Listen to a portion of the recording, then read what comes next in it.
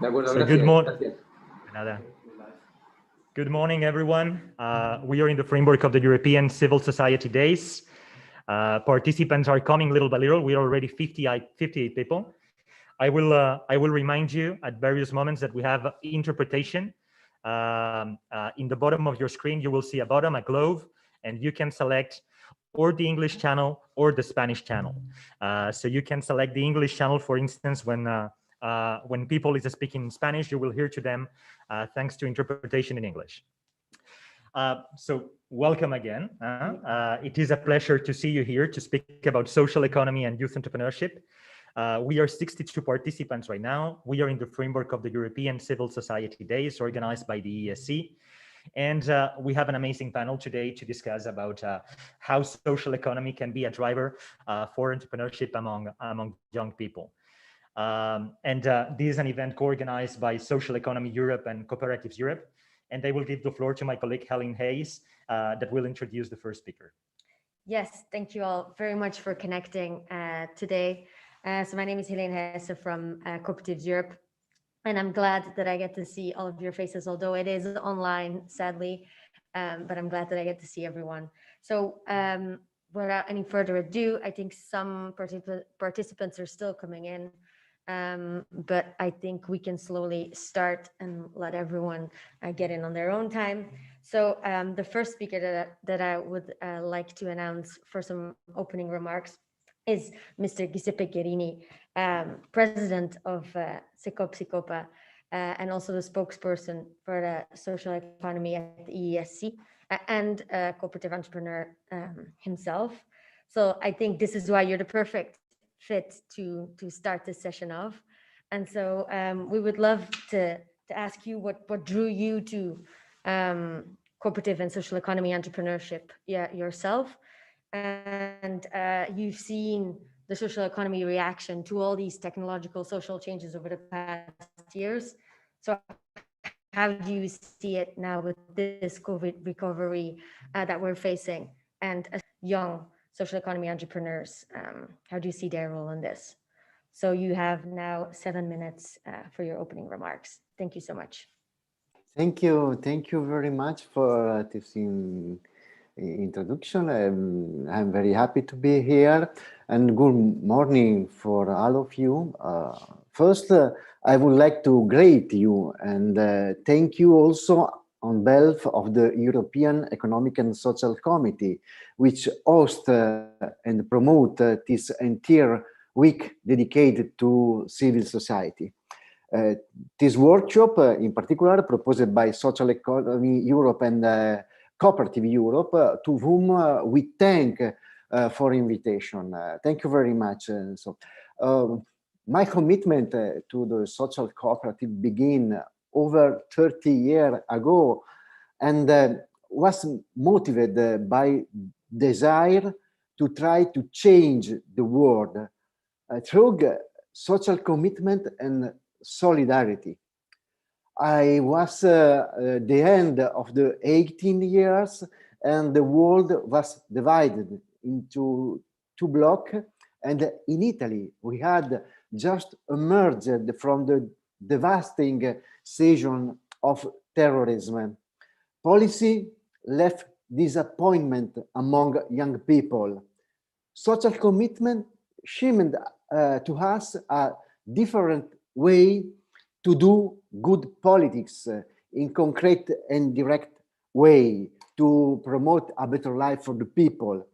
It was not possible to change the world, but we could change our community, trying to make them more inclusive, of reducing the marginalization of disabled people, mentally ill people, drug addicted people, and prisoners. This is the first issue that we work in social cooperative in Italy. Education and work were the main device to do this. The social cooperative was the tool that we found ourselves available, almost unconsciously. I am not very sure that we work as entrepreneurs, in the sense that I want to be a social educator and help people. Only later did I understand that the cooperative was also an entrepreneurial commitment, and that this was the real power of change that came from the combination of solidarity and entrepreneurship, making them force of transformation. So I went from pedagogical educational passion to entrepreneurial passion to get to the awareness that we spread a very social economy around the world. If for my generation, the social enterprises has been driven above all by the pedagogical push and social psychology idea, by a strong commitment to overcome the total institution of social segregation, asylums, orphanage, rehabilitation institutions that were more similar to prison than to the health center. And today, I believe that the strongest transformation potential that young people can bring concern technological innovation, attention to sustainability and the green economy as vector, a new development, sustainable and inclusive. If for my generation, the pedagogical and social function of work was fundamental, and therefore the status of employee in the standard form organized in cooperative was the prevailing form of expression of cooperative mutuality. Today, I believe that the push of change comes from digital technology and from the great potential of sharing autonomy to work independently. However, independent does not mean alone. The new social enterprises and the new cooperative will have to be more characterized by the sharing of autonomous initiative, of entrepreneurial spirit to be shared rather than by the sharing of the status of entrepreneur, but seeking new form of solidarity. The cooperative is a great way to look for an innovative and supportive way to go beyond the fragmentation of the work and the new form of exploitation by joining all forces. This emerged from our work paper as CECOP, All for One, carried out the December month among non-standard work and freelance, but it also emerged from the movement of platform cooperatives, or even more from innovative cooperatives which are proposing themselves as a tool for data governance, for example. The data is very interesting for a new form of data cooperative for the future. What has not changed, but previous generation and now, but connect new and old generation and remind us the urgency of a cooperative and supportive path of development is the need to reduce inequality, which continue to grow in recent years. For this, we will continue to need social economy enterprises, even more now. So the pandemic has further accelerated the growth of inequality. For this reason, I would like to conclude my speech, leaving you the word of the Ghost of Tom Joad song by Bruce Springsteen. Whatever there is, some Davy flying for a place to stand, or a decent word, a decent helping hand, wherever somebody is struggling to be free, look in their eyes, mom, and you see me. This is a social entrepreneur. The people to combat for equality and for more social justice in the world. Thank you very much. A good webinar. Bye. Thank you very much, Giuseppe, for your very inspiring words and for this concluding remark with the ghost of Tom Joad. Amazing, amazing song, amazing book also, and describing a time of crisis, different but also with similarities with the time of crisis that we are living now. And now we will give the floor to Head of Unit and Branch. Mrs. Branch is Head of Unit for Job Creation at DG Employment. She's one of the key persons involved in co-designing, building the European Action Plan for the social economy, alongside with her team, with DG Employment, and with other officials. An action plan for the social economy that will be presented in the autumn of 2021. And I have 3 questions for you, Mrs. Branch. I will start with the first one. Today we have with us a bunch of young social economy entrepreneurs from Europe and other parts of the world. What are your insights on how social economy can be a driver for youth entrepreneurship and for inspiring young people for collective action and to self-employment and entrepreneurship? The floor is yours. Yeah, hi, good morning. Thanks. Hi, Victor. Good morning, everyone. And thanks for inviting me to speak on this interesting topic at this event. Now, in answer to your question, I think social economy can be a very powerful driver of young entrepreneurship. And the reason for this relates to the image and appeal of entrepreneurship. And what I mean by this is that for a long time, and this is very much true at the time, the period I was growing up and where I was growing up, entrepreneurship tended to be mostly associated with maximizing financial profit. So if you were motivated by working for social impact, you didn't really give entrepreneurship much thought, if any. So hardly anyone, as I say, it was where I was growing up, was talking about social entrepreneurship or cooperatives or social economy, or it wasn't brought to my attention as a young person. Now, a lot has happened since then. I think social economy, including cooperatives and social enterprises, these business models are now much better known in many countries and becoming fashionable even. And this means that nowadays it's much easier to see, I think as a young person, how you can combine being an entrepreneur and making a social impact. So hopefully greater awareness of social economy can help to broaden the appeal of entrepreneurship in general for young people, and not only. And thereby it may attract more people to entrepreneurship. And this point about social entrepreneurship increasing the attractiveness of self-employment for young people is in fact mentioned in the Commission's Youth Employment Support Initiative, which was adopted in July last year.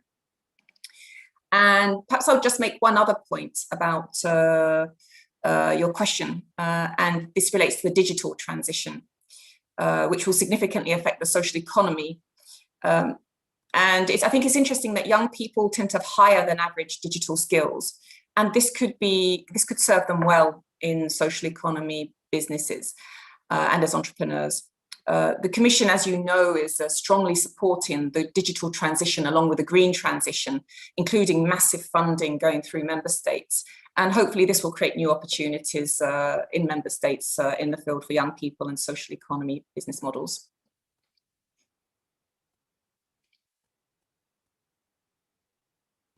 Thank you very much. Thank you very much, Anne, for your remarks.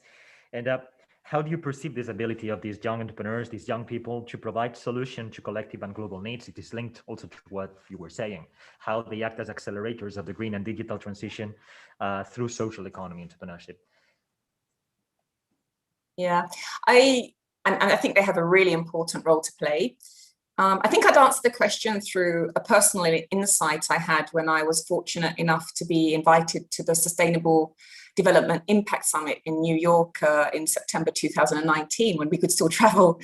Now, what struck me there overwhelmingly was that the CEOs of large mainstream corporations, they were mostly calling for a faster contribution by companies to the Sustainable Development Goals, as well as for policymakers to be bolder in this respect. And there were several reasons for this more progressive approach to sustainability.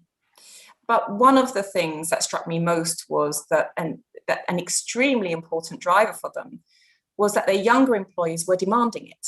In other words, to attract the best talent, in their field. Salary alone wasn't enough anymore. Young people also wanted a sense of purpose. Now, in that context, the discussion was about employees, but it demonstrated to me the power of young people in driving change right now, and particularly around everything to do around sustainable business. So I'm hopeful that this same determination, combined with greater awareness about more human and planet-centered business models, means that young entrepreneurs are highly able to provide solutions to collective and global needs. Thank you very much for sharing that experience. And the last question, how will this European Social Economy Action Plan that you're designing, the roadmap was published just yesterday, so a sort of public consultation to which all social economy actors can reply and can have their say in co-designing this public policy. So how will this Social Economy Action Plan inspire and support this new generation of social economy entrepreneurs in Europe and also beyond Europe? This morning is quite of a good reflex of that. We have 102 participants here. Some others are following the live stream in YouTube, in the YouTube channel of the EESC. And some of them are from the European Union, but others are from other parts of the world, the EU neighborhood, and also even other continents. Mm. Yeah, well, I don't only, yes, so sorry, did you finish? No, sorry, I did finish. Sorry for that. Did you? Okay. Yeah, so I only have a few minutes, so I have to try to be very brief. But one important thing that the action plan will do is to make a social economy more visible. And an EU level initiative can really help in this respect. It can really help raise awareness across Europe and beyond. I'll come back to that, by the European Commission engaging on this topic, saying it's important. It's going to create a dialogue with member states and national policymakers and stakeholders. I mean, this was already the case for the 2011 Social Business Initiative. And this did make a difference across Europe to awareness around social economy and social enterprise. And it brought many positive developments. Now we need to do more. And so this action plan is needed. And in the same way, it will also help to create a debate and new actions. And that brings me on to the second thing that the action plan will do, is it will try to identify support measures for the social economy. I mean, we've developed many already in cooperation with member states. But for example, one of our goals is to continue to support member states in improving the framework conditions at national level and locally for social economy, whether it's in improving the design of legal frameworks and national strategies, or whether it's helping them put in place funding support or other relevant schemes. So we've done a lot over the last 10 years, more needs to be done, and we'll build on our experience. And in this process, we're also looking at the kind of support measures that could be included in the action plan regarding young people and entrepreneurial opportunities linked to the social economy.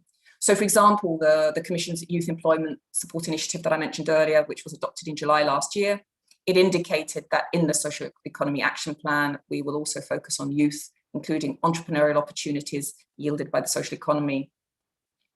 Now, drawing on our past experience on inclusive entrepreneurship in general, because we've done quite a lot of work on this in the past for also young people, but different target groups. But some of the things we know about in the context of young people is that they will, by definition, have fewer life experiences. They're just younger, it's obvious. And they'll also have fewer financial resources to draw upon. But they may have lots of energy and great ideas. Now, we know that new entrepreneurs, they need support, they need guidance, they need mentoring, they need networks, they need access to funding. And in fact, this is true of almost all entrepreneurs. But of course, young people have their own specific needs. And when we look at social economy business models, they have specific features which are important to be aware of when you're setting up a business. And so we're going to be looking at this to see how the EU can support member states and stakeholders in trying to do more to help young people in the context of social economy and entrepreneurship. But you also asked about the rest of the world, that there's a broader audience here. Now, I think we'd say that if it's true that social economy is valuable within the European Union, well, this is true for everywhere. We need the things that the social economy brings: inclusive jobs, a more sustainable planet, etc. And so the action plan will, we hope, resonate beyond the EU. So we've developed a lot of knowledge and a lot of tools that spit primarily at the EU, but these can be used beyond the EU, and we see that this is happening. We also already have coordination and dialogue with certain international organizations, and this will continue. The action plan will be discussed with them. And I'd also point out that the role of social economy has already been echoed in some of the Commission's external initiatives. So last year there was the EU's Africa strategy and its economic and investment plan for the Western Balkans. And more recently this year, the Commission adopted its renewed partnership with the Southern Neighbourhood.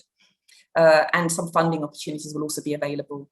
So we hope that this action plan will really make take social economy to a new level, both within the EU and hopefully have an impact beyond its borders. Thanks a lot, Jen, for that speech. We will start immediately now with these words from Giuseppe Guerini, representing the EESC and also the social economy sector, and head of unit and branch, working at the Commission. And with this mission, this amazing mission of, in the coming 6 months, designing this public policy, this European public policy for the social economy. So now we will move to the next panel. And in the next panel, as we said before, we have a bunch of young entrepreneurs, but also teachers, educators, activists in favor of the social economy. We have, and we will give the floor in a bit, Juan Patricio Peñalver, a teacher in a cooperative school in southern Spain, in Murcia. Manuela, who is a student from precisely a cooperative school, and that are receiving education on social economy entrepreneurship.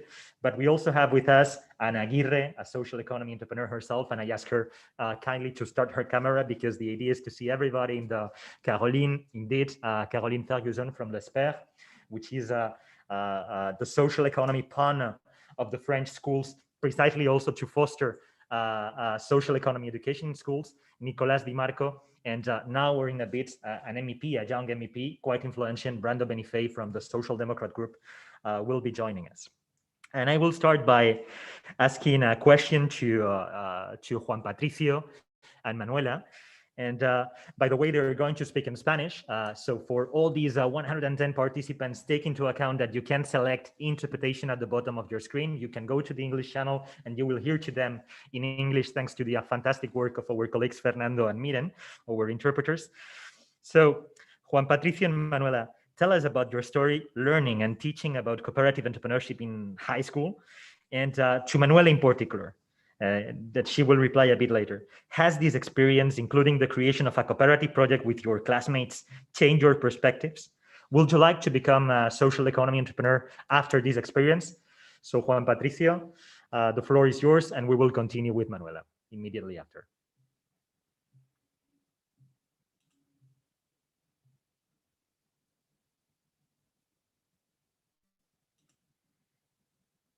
Juan Patricio, you're muted, I think. Yeah, there we go. Sí, buenos días a todos.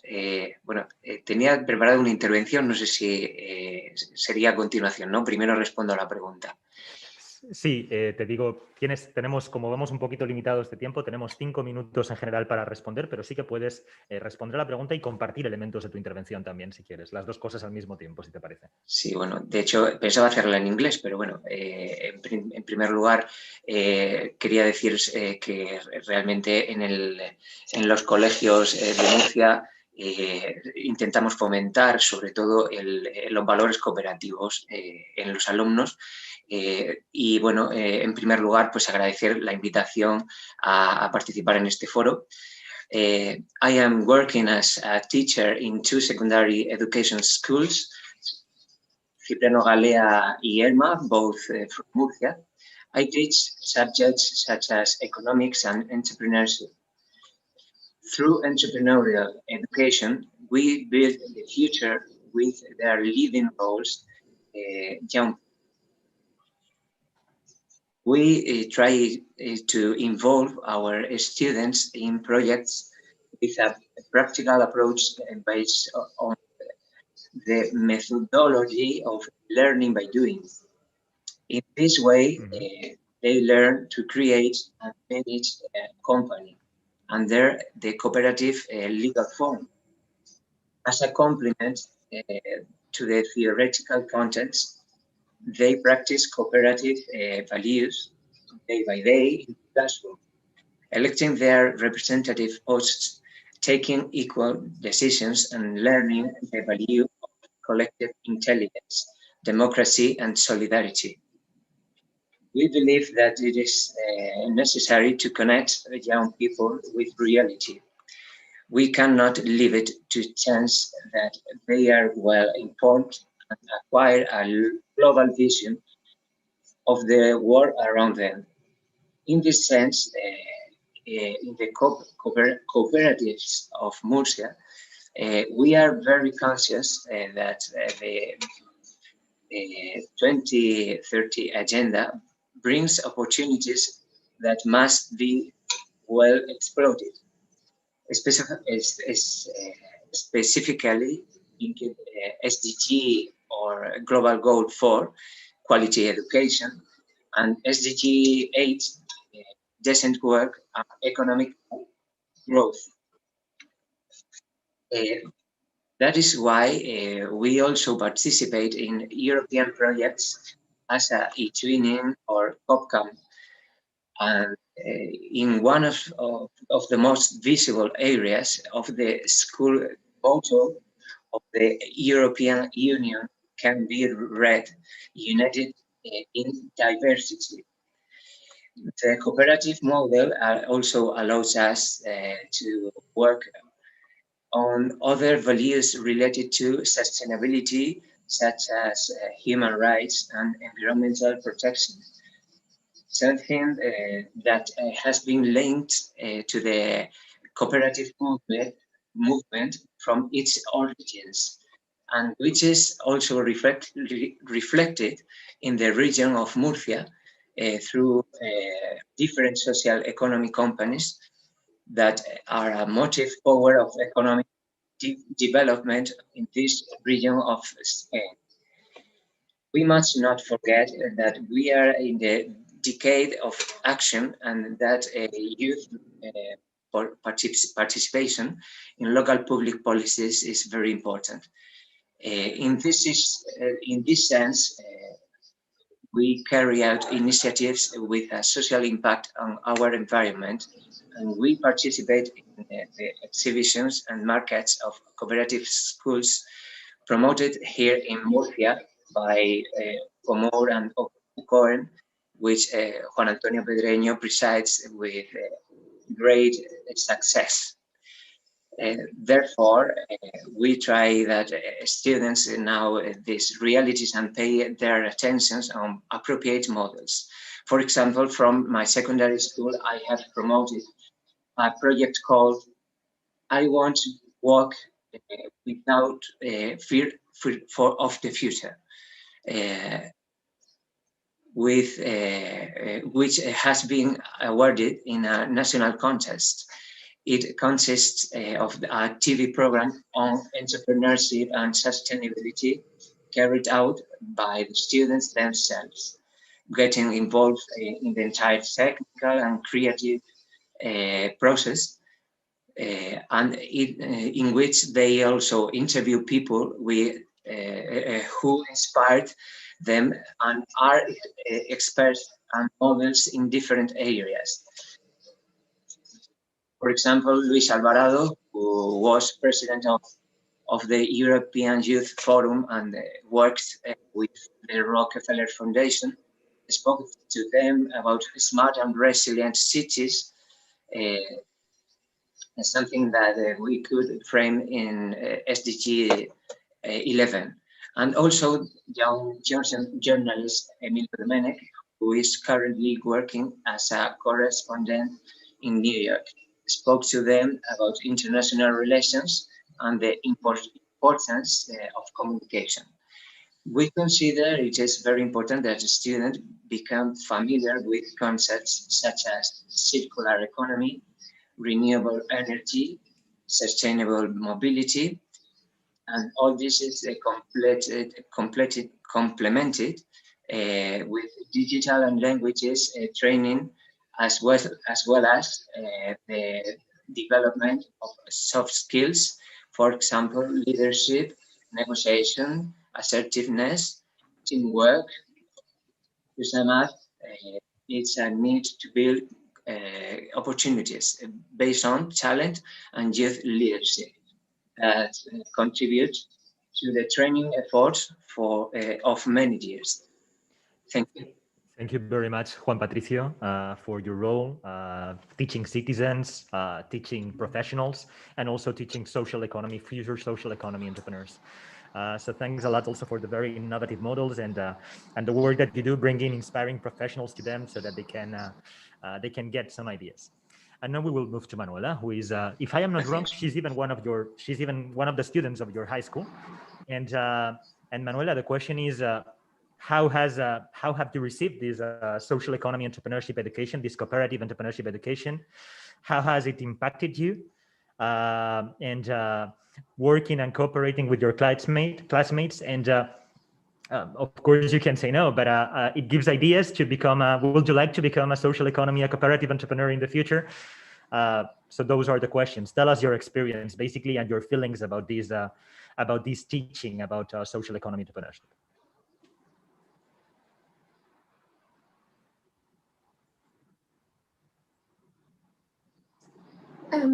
Well, good morning, everyone, and thank you for having me.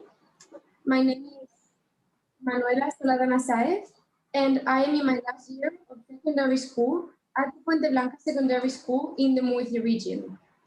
My journey in Fuente Blanca started only when I was 6 years old, since my school has both primary and secondary school combined. Therefore, I have been very privileged and lucky to spend my entire educational journey until this day, growing and learning within a cooperative school. Fuente Blanca is a very familiar center where the participation of the entire educational community is encouraged, parents, students, and teachers. This has allowed me to appreciate from a very early age the values of this type of educational system, based entirely on teamwork and social support. Teachers and cooperative members of Fuente Blanca have always been in charge of transferring the cooperative spirit into the heart of the classrooms, attending to diversity, working on values, emotions, and preparing us students to face the outside world. An open and flexible methodology is always used and adapt to our needs, and due importance is given to creativity and the development of the intellectual capacity of each pupil, those helping us to discover our attitudes and limitations while promoting teamwork. This has allowed us to participate in multiple projects, such as the one guided by the Union of Educational Cooperatives of the region in Murcia, in which my colleagues and I were lucky to be chosen as the leaders in the creation of our own cooperative from its foundations. In it, we became entrepreneurs, establishing ideas, objectives, rules, and roles that guaranteed the correct functioning of our little project. Personally, I was fortunate enough to be the president of our small project, together with other colleagues serving the positions of vice presidency, secretary, and vocals. We created a united work group where we were all important and where the individual and combined hard work was evident in the final result. I believe that these are the fundamental pillars of cooperativism, providing service to the community within active participation and incorporating democratic values for debate and understanding. In my case, this experience has been totally enriching. My board dream has always been to guide my future towards a career in diplomacy and international relations. Projects like this have been key for me, since I have been able to work on multiple qualities such as leadership, communication, and empathy, preparing myself to achieve my goals with greater efficiency and motivation. In addition, at my school, they have always helped me to develop a restless mind, encouraging me to participate in reading competitions or sporting events, and taught me that to achieve your goals, you must pursue them. This has instilled me in a culture of work and effort for which I'm enormously grateful. In the same way, in the face of the increasingly demanding world of work, our tutors have trained us in order to develop the professional profiles necessary to face the future years of professions yet to be discovered, with changes that have begun in the classroom with more active and motivating methodologies, therefore preparing us to be immersed in the adult, social, and professional world. Also being able to witness this type of educational system and all the values that it entails has made me more aware of the possibility of designing, managing, and evaluating my own projects, becoming an effective person with the autonomy and the sufficient tools to function in a competitive environment. I have learned how to turn an idea into a reality, look for opportunities, bravely face uncertainty, and plan ahead. Fuente Blanca and cooperativism have educated me not only academically, but also for life, guiding my path and the role of my colleagues towards cooperation, acceptance of the various multicultural contexts, and the world's commitment to the care and preservation of the natural and social environment. I'm very grateful for the opportunity that my school has given me to participate in this event and to share my experience with all of you. Thank you really much for your attention. Thank you for sharing your experience. And I think for sure, if you make a career in international relations, we'll see you in many more of these panels in the future. I'm for sure you did very well. And thank you so much for all your insights. Now we'd like to move to some experienced, let's say, cooperative entrepreneurs. And the first one that I would like to talk to is Nicolás Dimarco. And I would like to thank Nicolás especially for being here today, because Nicolás is he's one of the founding members of FICU's software development cooperative located in Argentina. So I don't know what time it is exactly there, but I would like to tell you thank you so much for connecting to us and wanting to speak to us this morning. So I would like to ask you what drew you to cooperatives as a business model that you decided to start your business with, and how do you see the role of more established cooperatives and cooperative federations such as FATTIC that you're also on the board of in helping young people interested in social economy, entrepreneurship, and cooperative entrepreneurship. So the floor is yours, Nicolás. Thank you so much. Thank you. Yes, here is 6 a.m., so it's really early. But I would like to thank you for inviting me to this event. I think that participating in these kind of events is really important to us in order to keep creating these relationships between cooperatives and federations. So thank you very much. Well, as you said, I'm Nicolás.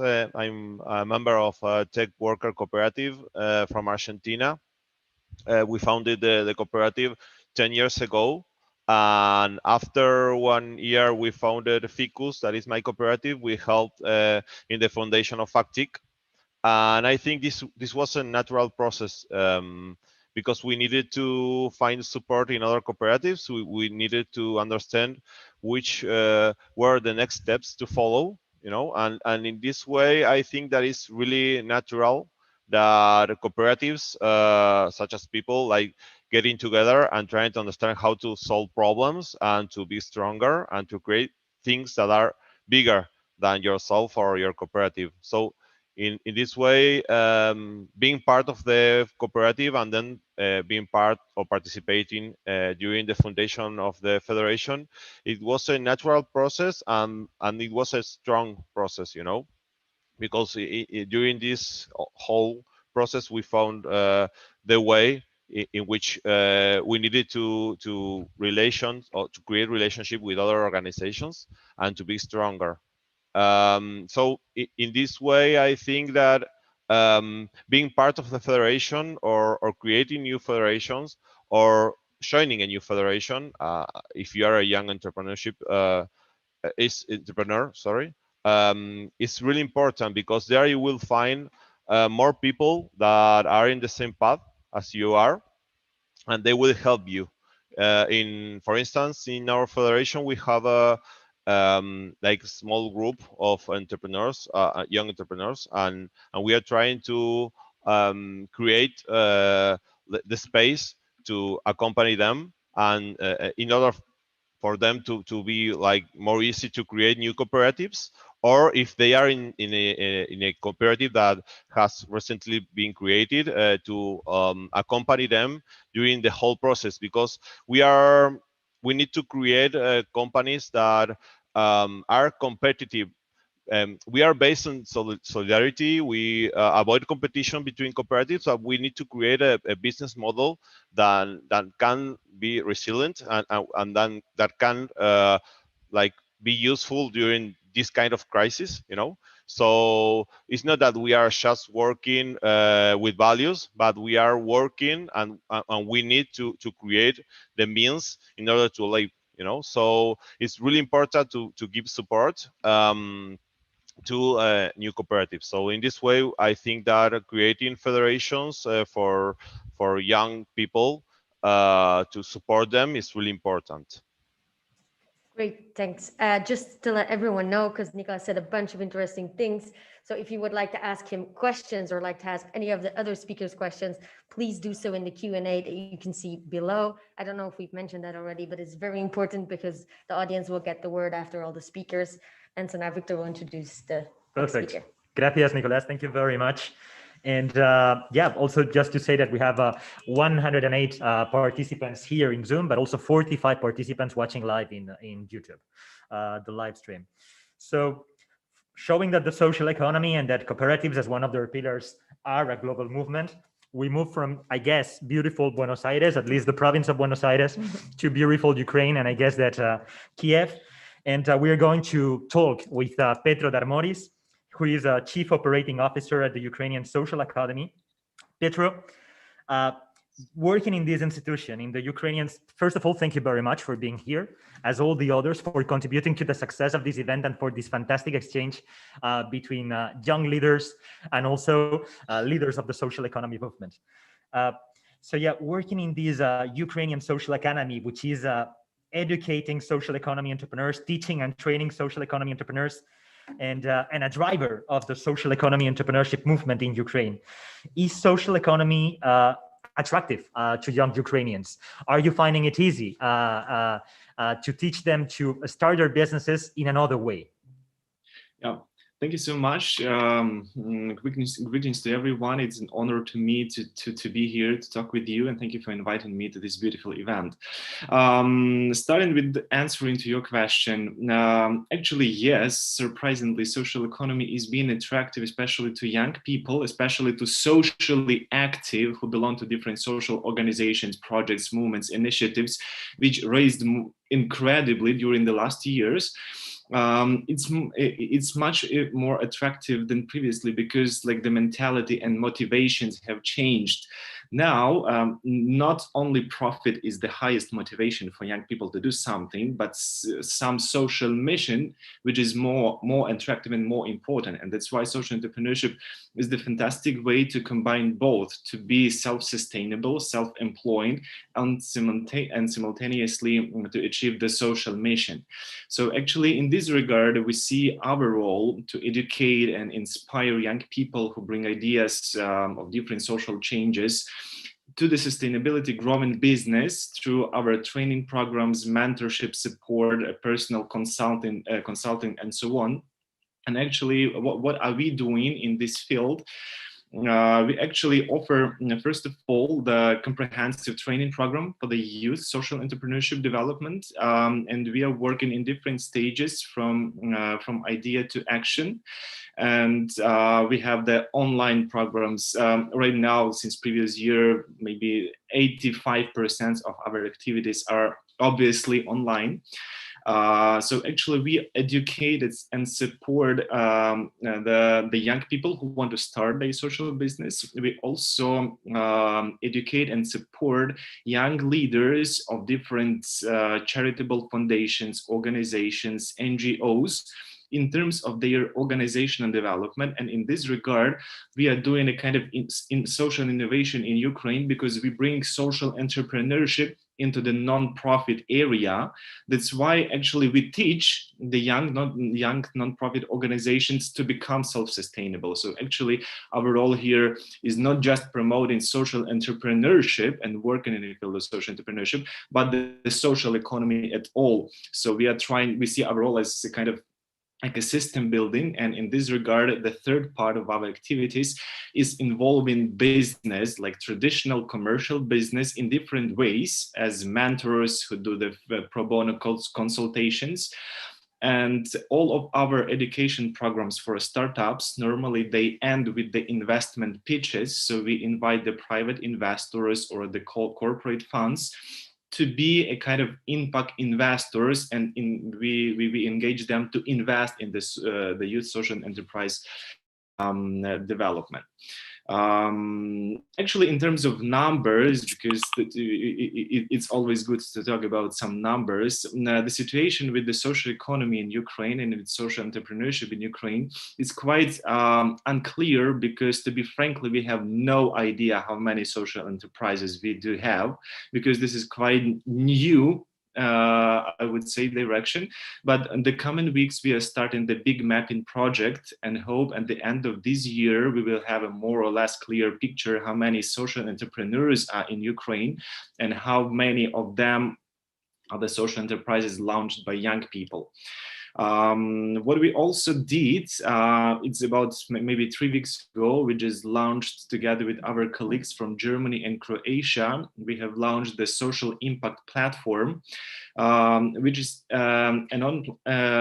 the unique for Ukraine, and maybe for not just in Ukraine, but the aim of this platform is, on the one hand, to provide different kinds of educational programs on social entrepreneurship, and this program functions as well as a platform for different philanthropes or potential impact investors to choose different projects they want to invest or offer some kind of support. So actually, in general, to conclude with our contribution to the social economy development in Ukraine, for more than 6 years of our activities, we educated more than 8,000 young people who graduated our programs. Yearly, we provide individual mentorship and consultant support for more or less 30 or 40 businesses on their early stages, like we were calling them on the startup stage. And actually during the last 2020,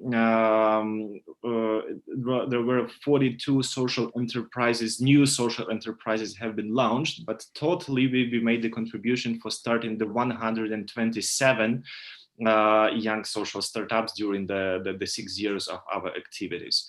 So in general, we see our role to empower young people with the knowledge and skills. We guide each potential youth social startup from idea to the working business. We also, by this way, doing that, we create the role models for young people, and especially for young people with disabilities or from other marginalized group, like internally displaced person or etc. So that's basically what are we doing and what kind of impact we are trying to make here. Great, thank you so much, Petro. Thank you. I would like to move to the next speaker straight away, which is Ana Aguirre, a co-founder of the cooperative with the Basque name that I'm not sure if I will be able to pronounce, so I'm gonna let you do it in a second, because I don't want to butcher it. It's an innovation group, and also very important to mention, Ana is also the European Vice President of the International Cooperative Alliance Youth Network. So I would like to ask you what attracted you to cooperative entrepreneurship, and also how do you see, for example, the role, of course, the Youth Network, but also your other work that you're doing on young social economy entrepreneurs. So Ana, take it away. Thank you so much, and thanks for having me again one more time. I'm super happy to share the panel with these amazing people. So yeah, I am Ana, and my cooperative is called TAZEBAEZ, which in Basque stands for "and why not," which is a statement in itself. I think when we named our cooperative back 13 years ago, it was a challenge implied in the name. I think that when whoever says like, let's do this, and the rest kind of question it, people go like, TAZEBAEZ, and it's kind of dangerous. So so it's implied in the name, the fact that we take upon most of the challenges that we're thrown into. But how I was approached in entrepreneurship, and especially cooperative entrepreneurship, is quite a question. I was meant to be an engineer, so I shouldn't have been here if it weren't for my physics teacher, who said that I was totally useless at physics, and he was so right. So I need to thank him for that. And Later on, I'm from the Basque region, so as you may all know, it's quite a cooperativized region in itself, and an example of cooperative development. I had a cooperative member at home. My father was from the bank of the cooperatives, but we never taught cooperatives at home until now. Until now that we can discuss face to face. When we were kids, we never taught cooperatives. But I did study in Mondragon University in a new degree that was at the time was called LANE. We were the first graduates of the Leadership, Entrepreneurship and Innovation degree on Mondragon.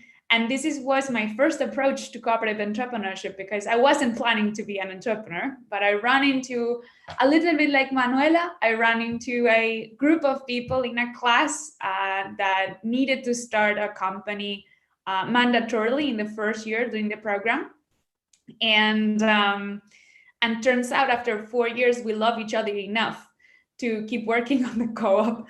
And so we decided to stand with each other and keep working together on what TAZEBAEZ is today.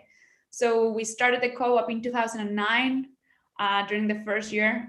We graduated 2013 with 7 people in the cooperative. And we're now 50 in 5 different countries worldwide. So it's pretty cool. And so the entrepreneurship experience tells me that any dream that you dream is made small by reality, I think.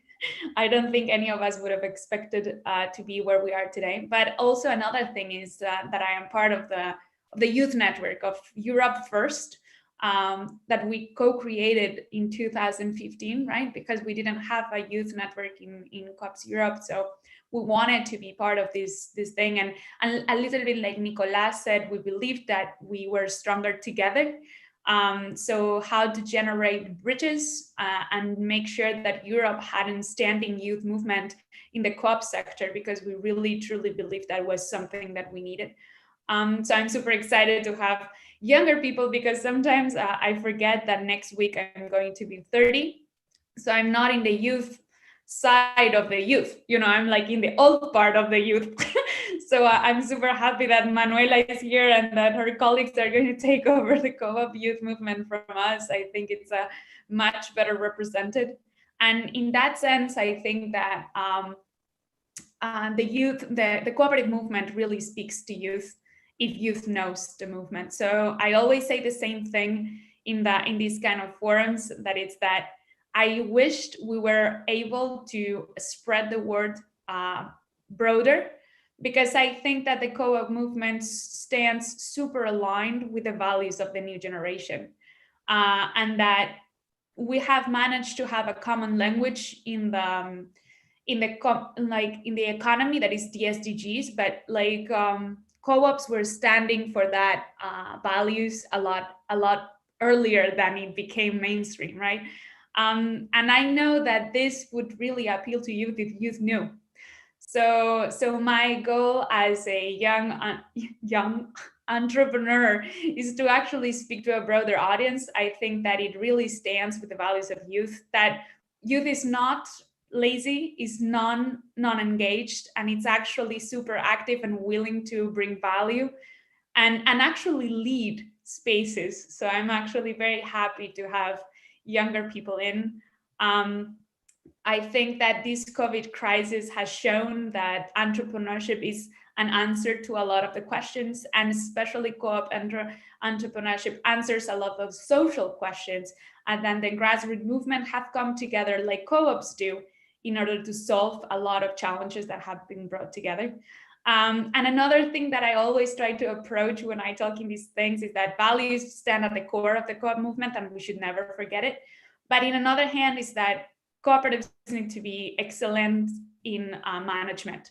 So unless we generate very competitive businesses that have competitive management and that excel at what they do, we will not be able to share any wealth, because there will be no cooperative if we are not excellent in management. So I think I cannot stop saying a sentence from Arizmendiarrieta, the founder of Mondragon, that it's our guide in a way. Like he said, it's great that we have cooperatives first, but we should have excellent businesses too. because otherwise we'll not be able to share wealth. So in that sense, I think this also aligns with youth. And I think this speaks to youth, and I think that it's been shared in the previous speeches where we talk about different kinds of co-ops. And I think the digital era is bringing a lot of opportunity to working with people like Nicolás, that is in the other side of the world. And this has been brought together super, super smoothly during the pandemic. I've been teaching a course that didn't exist only a year ago with 800 people in 50 different countries at the same time. So I'm sure that the answer is there. We have it, and we just need to work it and make it visible, I think. Thanks a lot, Anna, for this fantastic presentation and also for the passion. And indeed, I mean, making the youth know about such things, of course, economic performance going hand in hand with people first, with democracy, with reinvestment. This is the DNA of the social economy and of the cooperative movement. And precisely one person and one institution that dedicates all its work to promote and to make the word, to spread the word on social economy about among the youth is l'ESPER. The translation, the French will be Économie sociale partenaire de l'École de la République. So the social economy as a partner of the Republican schools. And today we have Caroline Ferguson. She's national coordinator of a beautiful campaign, which is called Mon ESS à l'école, My Social Economy in Schools. And Caroline, you're a social economy activist, an employee of this great organization, l'ESPER, that has been promoting social economy entrepreneurship among young students, I guess that from the school level to the high school and to universities for a lot of years. You coordinate this campaign, Mon ESS à l'école, that consists very similar to what we saw in Murcia, to the creation in class of social economy enterprises by secondary school students. Can you tell us more about this campaign and its results? How has it been? And precisely also in this very challenging year of pandemic. So the floor is yours, Caroline.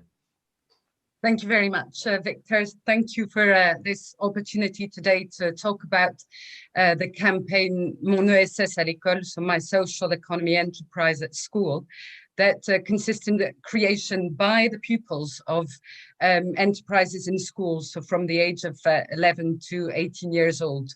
The aim is to empower young people by making them fully involved in an entrepreneurial, collective and socially useful project.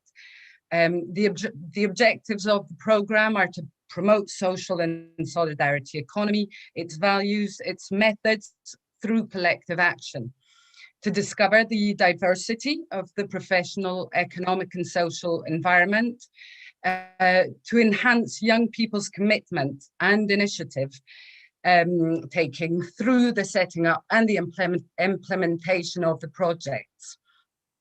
And finally, to reinforce class and school dynamics, improve school climate and the image of the institution. In concrete terms, pupils have set up bike repair cooperatives, charity shops, local fruit and vegetable boxes, homework help groups, events, and many of those projects are environmentally aware, as many pupils decide to create and sell objects that they make out of recycled materials. We also support a class which produces homemade beauty and health products, such as soaps and shampoos, and they have decided to invest their profit to buy feminine hygiene products and donate them to an organization that helps women suffering from domestic abuse. So not only do the pupil develop many skills through these experiences, such as written and verbal communication, creative, critical thinking, problem solving, teamwork, but they are also putting into practice and giving meaning to the common values and features of social economy, such as putting people and social objective before profit, being democratically run, contributing to social objectives, reinvesting the profits in the sustainability of the organization, as well as principles of solidarity and responsibility. This program has a remarkably interesting impact on the pupils, and we carried out a study last year in one of the most difficult years to run this program, and the results speak for themselves. Before setting up the project, 83% of the pupils did not know what social economy was. After the project, 62% declare wanting to do an internship in a social economy organization, and 54% want to work in this sector or become entrepreneurs themselves. We also found out that 98% of these pupils want to help others, and 89% want to take part in a collective project. So the results are remarkable. And this program is a particularly good illustration of the power of organized civil society, as the ESPER is an organization bringing together 43 social and solidarity economy organizations, so associations, mutuals, cooperatives, and unions, acting in schools and educational community. Its members carry out activities in all the fields covered by social economy, so health, insurance, banking, medical, social, training, support of educational professions, holiday and leisure centres, and the programme relies on the participation of people from these 43 member organisations who provide local support, tools and contacts for the pupils to set up their projects. Great, thank you so much. That sounds really amazing. Showing the collaboration between social economy organizations and also the importance of education and how your project has really made people excited about the social economy. And I really, that was a great story. I'd love to hear that. Absolutely, yes. Stronger together, huh? It's like a common line of all the speeches. Yeah, I think so. It's the common line to a lot of our interventions here today. So thank you so much. So the last speaker on this panel is Mr. Brando Benefei, an Italian MEP from S&D, who's a member of the Social Economy Intergroup, but also co-chair of the European Parliament Youth Platform. So this is why we thought you were a great fit to provide or to kind of complement the more, let's say, on the field speakers that we just had with the political perspective, let's say. So we were wondering, like, what are your insights on what you just heard and your reaction to what you just heard of these social economy entrepreneurs, and how that the cooperative entrepreneurship and social economy entrepreneurship, with the involvement of young people, can provide answers to some of today's most pressing challenges, and how can the EU and more specifically the European Parliament contribute to a conducive environment for these young entrepreneurs. So Mr. Benefei, the floor is yours. Yes, thank you. First of all, thank you for inviting me to this very interesting work you're doing. I think it's very important that we have channels of discussion, of exchange with your organizations that are crucial for not just for the European economy and the representation of economic interests, but let me say very important also for EU democracy as a whole. So thank you for all your efforts. And on the topics you were mentioning, we can say that the world of work is changing rapidly, and our society is undergoing dramatic transformations. This was happening also before the pandemic, and the pandemic will trigger even more changes in the organization of work and services. I mean, in the rebuilding process that we are in. So it's not easy to answer straightforwardly to your question, because all the challenges that you listed and we also heard of are both influencing directly and indirectly the world of work and its various components, but they also influence each other. In fact, climate change affects employment sustainability, and getting people, and especially young people, out of poverty and social exclusion means first and foremost offering them opportunities, finding new ways to rethink entirely the education systems, to adapt skills to the new technological challenges, and so on. But these also require, in first instance, enormous investments to fill the technological gap existing in different geographical and regional areas, which unfortunately often comes along with generally lower level of access to services for the entire population, poorer housing opportunities, low access to the internet and broadband and to quality services. These are trends and issues that have become so clear during the pandemic. But what I can say without a doubt is that against this complicated background, I tried to make some examples of it. The cooperative entrepreneurship is proving to become more and more a strong and convincing answer to such challenges. I want to mention the fact that also during the last crisis, the crisis of 9-10 years ago, the resilience of the cooperative entrepreneurship has proven very significant compared to the rest of the economic environment. And in particular now, to go back to the time of now, in particular for young people who are both the most exposed to such phenomena, but also the most sensitive ones to crucial societal issues like the technological transformation, the climate impact that I mentioned, are demonstrating their desire to seek cooperative methods to solve problems they are faced with. And such problems are like the need to find jobs of good quality, finding smart ways to allocate and organize resources and manage the natural scarcity, and the need for more democratic and diverse workplaces. I think that on all these topics, cooperatives can bring innovative solutions. We know already many best practices, and they are considered a point of reference for many communities, thanks to the products and services they offer, but also thanks to the employment opportunities they create, especially for younger people, generally offering higher quality employment conditions and better social protection. An important testing ground will certainly be the gig economy and its ability to organize within online platforms, which is a new also pattern of discussion ongoing also in the European Parliament. The European Union has a role to play in this field, both with regards to supporting with adequate funding the establishment and growth of social and cooperative entrepreneurship, but also by creating the regulatory environment that would allow them to thrive. I believe it is up to the European Union, for example, to push on the accelerator when it comes to the discussion on employment and social rights for young people, being the full and effective implementation of the European Pillar of Social Rights, a key component of this process.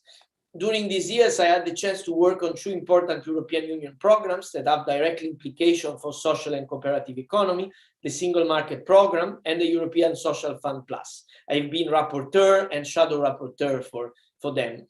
I've insisted in these two regulations in highlighting the role of social and cooperative enterprises with a view to facilitate and have a better access to funding for these growing realities, also for the young people involved. The new regulations will be in force until 2027, and they recognize these aspects. And it's now up to the European Commission and the member states to define programs and actions able to grasp at the maximum the ability of cooperative enterprises, not only of producing value, but also of becoming a vehicle for tackling local and societal issues. I think the European Parliament should continue to monitor the progress of such work and becoming an ally in promoting the cooperative entrepreneurship model across the EU. Mutual learning can be used to showcase and strengthen the model to all EU countries, and we should make the best use of instruments, for example, the EASY program, now part of the ESF Plus, but also Erasmus Plus, the Single Market Program that I mentioned, InvestEU, the Recovery and Resilience Facility, so the national recovery plans, to upscale, strengthen, expand the model.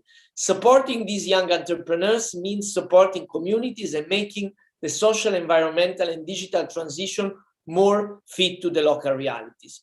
So to conclude, these are my considerations on the topic, and I want to stress again that it's very important that we are allied in explaining and informing also the public about the strengths and the important value that this model of cooperative entrepreneurship brings to the to the society. I think there is not enough debate until now, not enough attention by the public. It's also up to us to strengthen this dimension.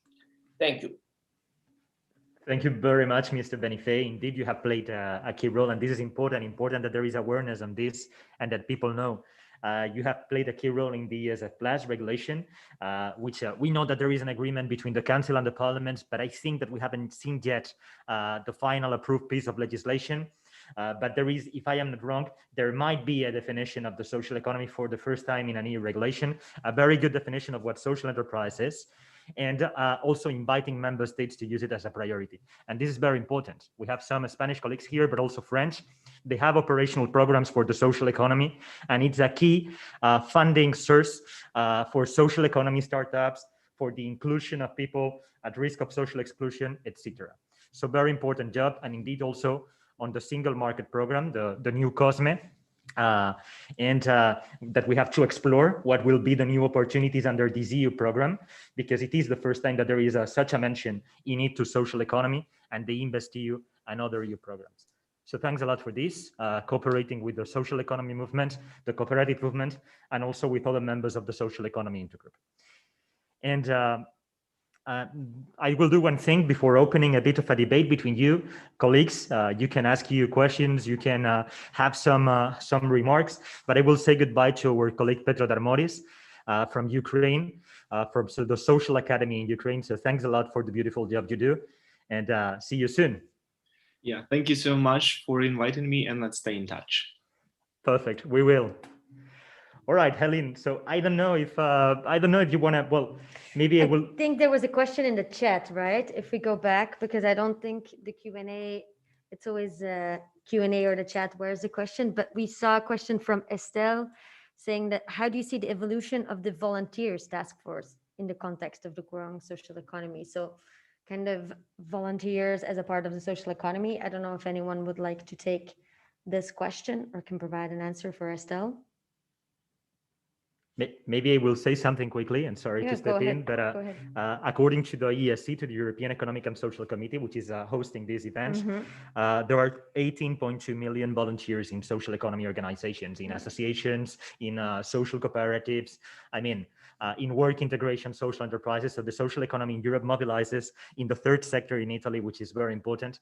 The social economy mobilizes this great number of 30.6 million employees and 82.8 million volunteers. Colleagues, the idea is, do we pass to the next session, or do you have any final remarks, or maybe Helene have any further questions? So any of you wanna, it is your opportunity. It's the first time that we have this network of young social economy entrepreneurs and cooperative entrepreneurs. So would you like to say a word? And also, of course, over Mr. Benefei as an MEP, as a young political leader, would you like to say any final comments or to have some interaction between you? Anna, please.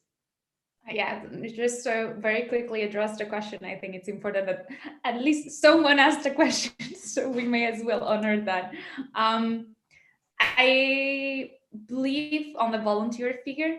I think it generates a lot of value to all the statements of society, but it also implies that people are working for a cause with a heart. I think that we need to put into honorable situation the fact that someone is deciding to invest their time in a cause that they believe in for the greater good, right? So volunteers, I mean, I don't know if all of you have been volunteers. I've volunteered myself, and I think it not only gives a lot and you get a lot, but also you realize how much you learn. And I think that there are environments where people learn a lot, not only about each other and about the cause they're working on, but also about themselves. And I think it's a great opportunity for personal and social development. So I think that it is not in conflict with economic development or with the cooperative development, but we should establish also limitations of what volunteer work means, right? I think it's important that we don't rely the business on the volunteers, that we acknowledge what work is and what voluntary work is, that we price the things we work and we generate value for the value generated. I am very against internship programs on volunteer work, because sometimes it implies the fact that you are getting richer or generating economic value that you're not getting because you're a volunteer and you're training. So I think we need to really establish well limited differences between volunteering and training. And I think it's important to understand without taking value into any of them, but understanding what is the value generated by the people volunteering. So I think that there is that debate, and I don't think that companies or organizations can enrich themselves at the stake of volunteers. Although I think that especially in the Basque region, there's a huge associative culture. People are super active at the social level. The grassroots movements are incredible. I think on pandemic, we've seen the amount of goodwill that people and citizens have in terms of volunteer for work. As a cooperator myself, I am part of a cooperative, right? But at the ICA level, in the International Cooperative Alliance Youth Network, in the committee, I'm volunteering, right? So we're not getting paid for this. We're not being having a salary for being part of the European network or the world network of youth in cooperatives. So I think it is important to understand what is the limitation and where is the difference between those two. And as a final remark, I think that I can take that time too, right? I really would like to encourage young people to come into the cooperative movement to learn more and to keep experimenting with entrepreneurship. I think our environment, for instance, in Traveling University, that I said a link in the chat too, it's important. I think to generate spaces for education in entrepreneurship and in cooperative entrepreneurship and in cooperative structures is crucial if we want the movement to keep growing for youth. I think that we need to understand mainstream and language, and that we need to understand that the cooperative movement needs to be known to be chosen. So I think those two are the most important, and I really thank you for including me in this panel. Great. Thank you so much, Anna, for that great answer to the question, which is great, what we were looking for, and a nice conclusion to this panel. So thank you so much. We will now move to the last speakers for some concluding remarks to wrap everything up nicely and to incorporate all the great insights that you provided us with. So thank you so much to the speakers of this panel. Thanks a lot, and we really appreciate you being there and sharing your knowledge with us. So, yeah, Anna. Sorry, yeah, so no one is looking, but there's another super good question that talks about generational change and transitioning. And I want to, before saying something in the chat, I'm just going to say that I will answer it. And I think that intergenerational work, change of generation and solidarity among generations is crucial for the development of wealth in society. I think that we need to understand how change of generation means and what does it mean in terms of structure within the cooperative movement, because I think that it is very difficult to acknowledge that the youth is going to take over whatever you said. And the thing that we need to understand and give space to youth, because we say like, oh, these young people are revolutionary or they come with these crazy ideas. Your parents said the same thing about the previous generation. So you liked it when you were given the space to change structures. And I think we need to grow into becoming adults that want to leave spaces for young to develop. My goal is to grow into a plus 35, where it's like the youth limits that acknowledges the space for youth. And I think that this is a super good question, because entrepreneurship is as important as intrapreneurship, because otherwise we're going to kill half the companies that exist today. So thank you, Cooperationen, for that question, because although we talk about entrepreneurship, one of the main forms of entrepreneurship is intrapreneurship. So, and I think this comes into place with a change of generation that is super important, and especially here in the Basque region, we're seeing it a lot because companies are 60-year-old, and we're having most of the people retire. And now what? You know, like if we don't have young people that want to become part of the structure and democratically participate, it's going to be very difficult to keep on with the culture. Yes. Sorry. I will shut up now.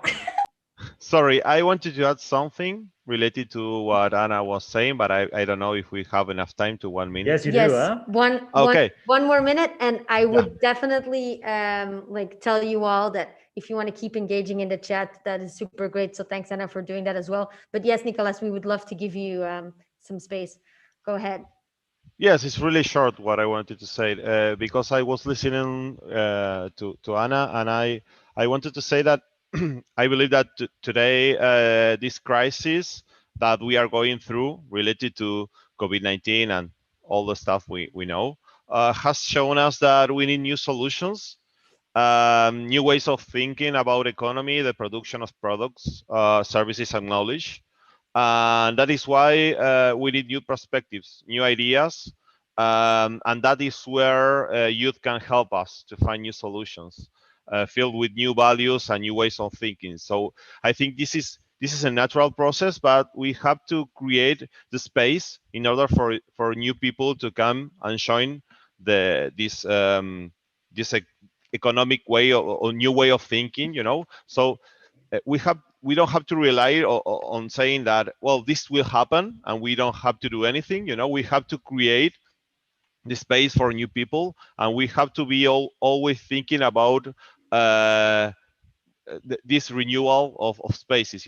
So I wanted to add that thing. So we need new perspective, we need new people to join this movement, and we need to create the new ways of I don't know, of saying new people, hey, come and join us to create a new economy.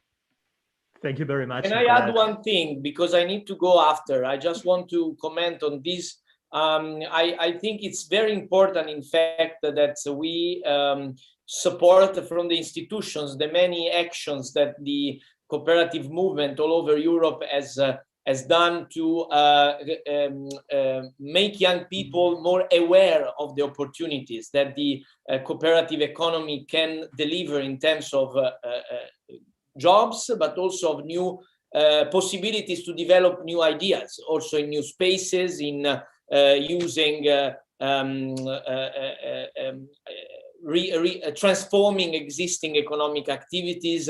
I know many examples also from my country, from Italy, and this is something again that needs support from the institutions, because, to be honest, other kind of economy has a lot of good publicity, has a lot of money to say they are good, but we need to highlight the lot of good projects that come from this world that sometimes are less covered by the media, and this needs to, I think, to be the common effort, because not enough young people, many more than before, thanks to your work, but not all the young people that could know that this can be an opportunity to come out of inactivity. That as you presented me as working also on the youth issues, I've been working a lot on the issue of the inactive young people, of those that lose the conviction that they can find or a job or create an economic entrepreneurship endeavor, and sometimes it's just something that can be done with the work in the cooperative activity. So I think this must be our common work, and thank you for inviting me. I need to go now for another meeting, but thanks for your effort, and let's keep in touch for all the work that we need to do. Also, as I said earlier, in the implementation of these European funds, because we need to be sure that they are getting to the people that need them and not just stay in paper. Absolutely, yes. Thank you, Mr. Benefei. And passionating discussions. Social economy and cooperatives are all about diversity, isn't it? About there is not only one single way of starting a business or starting a collective action. And I think that diversity is the key. And intergenerationality, also building those alliances. Every important project has been based in different generations cooperating, and there should be space for everyone. That has to be clear. So super interesting. Thank you for all the thank you to all the panelists in this section. And we are passing now to the closing, and from one MEP to another, and from one young MEP to another young MEP, Mrs. Alicia Oms, from the Spanish Social Democrats. So Alicia is also a member of the Social Economy Intergroup, and she played a key role in the renewal of the Social Economy Intergroup. And we have like a question for you as a young MEP with experience in youth organizations, because you have also a big deal of experience in youth activism and civic participation. So both at TU and local level, I think, haven't heard to these presentations to these young entrepreneurs, because you have been with us since the beginning, which I would like to thank you for. Do you think that social economy can be used by young Europeans as a tool to find a way in the labor market and find solutions to the economic, social, and environmental challenges that they face and that all Europeans, the whole society, all the world faces? Okay, well, I will speak in Spanish. I just say it because if someone has to change the translation, I give time to them to do it.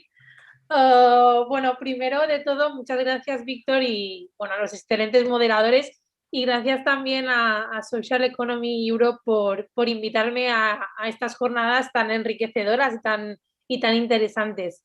Yo creo que en Europa ahora mismo nos enfrentamos a un conjunto de retos complejos que están sucediendo de forma simultánea. A la confluencia de tres grandes tendencias, como son el cambio tecnológico, el cambio climático y el cambio demográfico, se ha unido una crisis sanitaria y social sin precedentes. La verdad es que no estoy diciendo nada nuevo, todo esto lo sabemos, pero es cierto que todos esos factores nos instalan en un tiempo nuevo y, en definitiva, en un cambio de paradigma económico y social. Además, esta pandemia del COVID-19, como ya hiciese la crisis financiera de 2008, ha puesto en riesgo las perspectivas de millones de jóvenes en Europa. Nos encontramos con una situación absolutamente paradójica, y es que en la que la generación mejor preparada de la historia se ve abocada a la precariedad laboral o incluso a la inactividad de la que Brando hablaba anteriormente. Con todo lo que ello conlleva en términos de sostenibilidad social, al dificultar que una generación entera pueda emanciparse, pueda emprender o incluso pueda plantearse la maternidad o la paternidad. Es decir, en otras palabras, dificulta que se pueda iniciar pues, un proyecto de vida al final. Y es precisamente en este contexto en el que la economía social yo creo que juega un papel fundamental. Y no solo porque estamos ante un actor transversal que está presente en todos los sectores económicos y que representa nada menos que el 8% del PIB de la Unión Europea, e incluso más en España, que va sobre el 10% aproximadamente, sino porque es un valor seguro ante la crisis y un factor de transformación, de recuperación y también de resiliencia, que sirve de política palanca para cumplir con los objetivos del pilar de derechos sociales o también de la Agenda 2030. Además, como representante del gender mainstreaming para la Comisión de Empleo y como una de las eurodiputadas más jóvenes de este Parlamento, me parece esencial subrayar el rol de la economía social en cuanto a la brecha de género. Cuando un sector como el de la economía social contribuye activamente a la cohesión social, a la igualdad de oportunidades entre hombres y mujeres, a la creación de un empleo de calidad y más igualitario y a la conciliación de la vida personal, familiar y laboral, nos encontramos con un escenario en el que casi de los 14,5 millones de empleos que representa este sector en la Unión Europea, casi el 50% lo ocupan mujeres, reconociendo así su papel como promotoras del cambio social. Y creo que esto es algo que hay que reconocer y que es muy importante porque no pasa en todos los sectores, por desgracia. No obstante, a pesar de que las mujeres europeas poco a poco, pero de manera imparable, vamos ganando terreno en la sociedad gracias a avances en aspectos como la educación, el acceso al empleo o la conciliación, apenas hay presencia de mujeres jóvenes en la economía social y continúa siendo necesario reivindicar el papel de las mujeres empresarias en la economía social. Y para ello creo que hay que fomentar los mecanismos de visibilidad de esta fórmula empresarial para que las personas más jóvenes, todas, pero particularmente las mujeres, vean en las cooperativas un proyecto profesional. En este sentido, yo creo que la visibilidad pasa por dar mayor difusión al papel determinante que puede jugar la economía social en la reconstrucción de la Unión, pero sobre todo pasa por otorgar mayor importancia a la educación para el emprendimiento, también a través de formas de economía social como pueden ser las cooperativas, las sociedades laborales o las empresas de inserción. En un momento en que los niveles de desempleo juvenil en la Unión Europea rondan el 18%, con grandes diferencias entre Estados miembros, porque en España pues, es mucho mayor, por desgracia, estoy convencida de que, como ya ha dicho Juan Antonio en otras ocasiones, apostar por nuestro capital humano, acompañado y animando a los más jóvenes a desarrollar proyectos estratégicos, emprendiendo de forma colectiva, es la llave para generar oportunidades de calidad para las personas jóvenes y contribuir al mismo tiempo a la reindustrialización, a la inclusión, a la protección social, a las transiciones verdes y digitales y poner fin a la despoblación. Para lograr estos objetivos, yo creo que el rol de la Unión Europea es esencial. Si lo que verdaderamente queremos ahora es que este potencial de cohesión y solidaridad juegue un papel determinante en la economía europea, debemos, por un lado, priorizar inversiones en proyectos empresariales de economía social que fomenten e impulsen su digitalización y, por otro lado, se debe ofrecer el máximo apoyo posible a estas y estos jóvenes emprendedores. Todos y todas las que concebimos la economía social como un motor de cambio respetuoso con las personas y con el medio ambiente y como una palanca para la reconstrucción económica y social, sabemos que si la Unión quiere caminar hacia una recuperación justa, inclusiva, democrática y que fomente el empleo de calidad, debe contar con el sector de la economía social, pero sobre todo debe contar con su generación joven, que es precisamente su generación mejor preparada.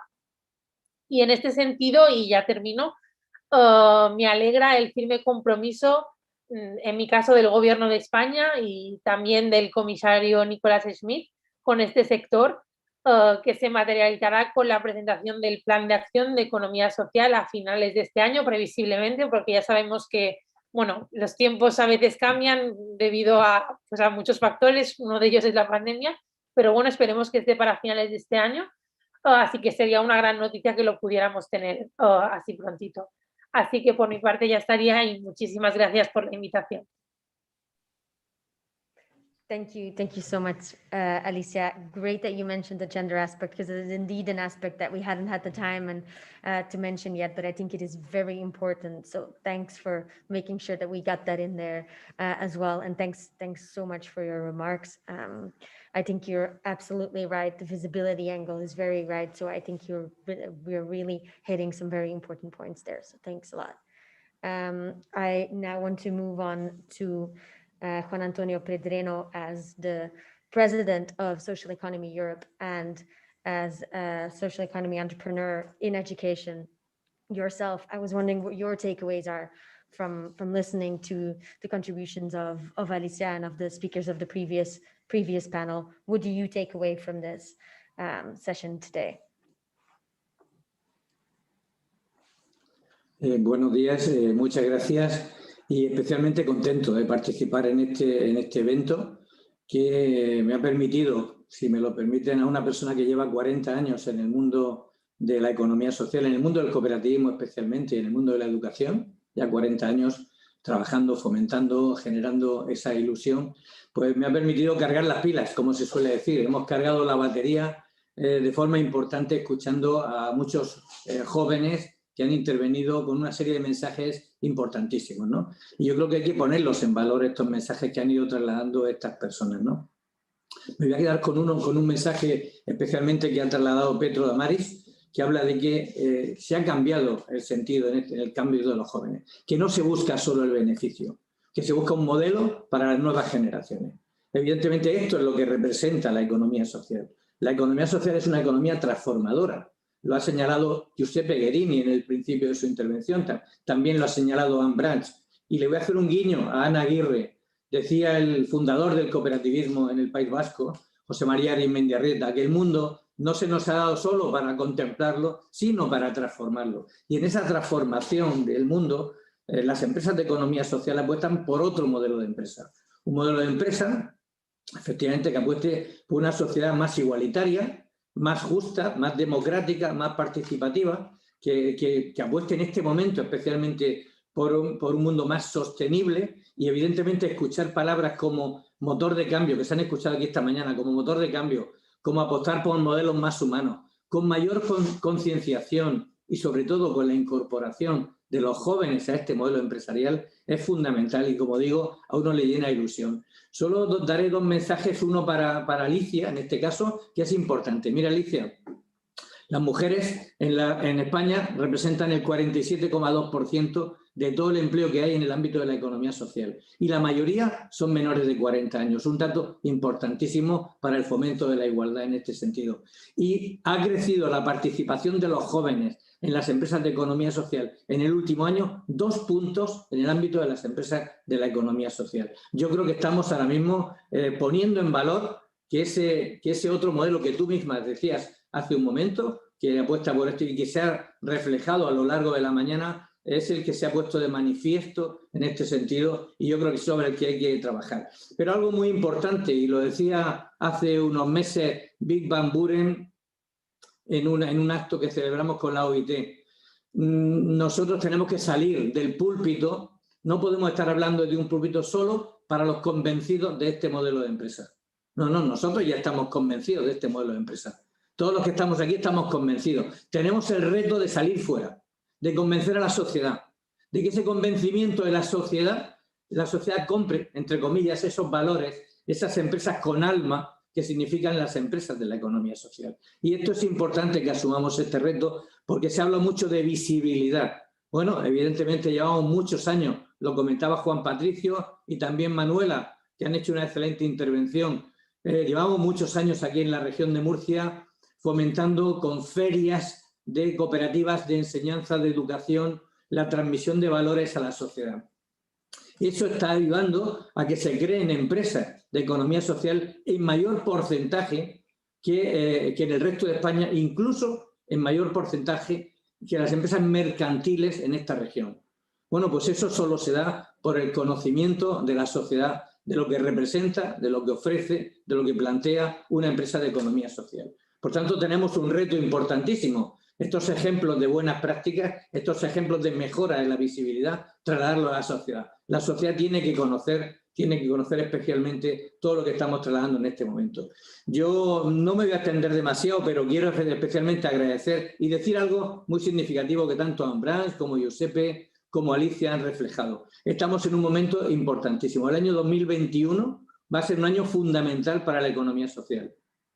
Desde la presidenta de la Comisión Europea, Ursula von der Leyen, anunció que iba a haber un plan para la economía social a lo largo de este año, han sido muchas las veces en los documentos en donde ha ido apareciendo la economía social como modelo de empresa constructor de un futuro diferente, de un futuro más sostenible, más ecológico, basado en la digitalización, en ese componente más humano. Bueno, pues tenemos ese reto.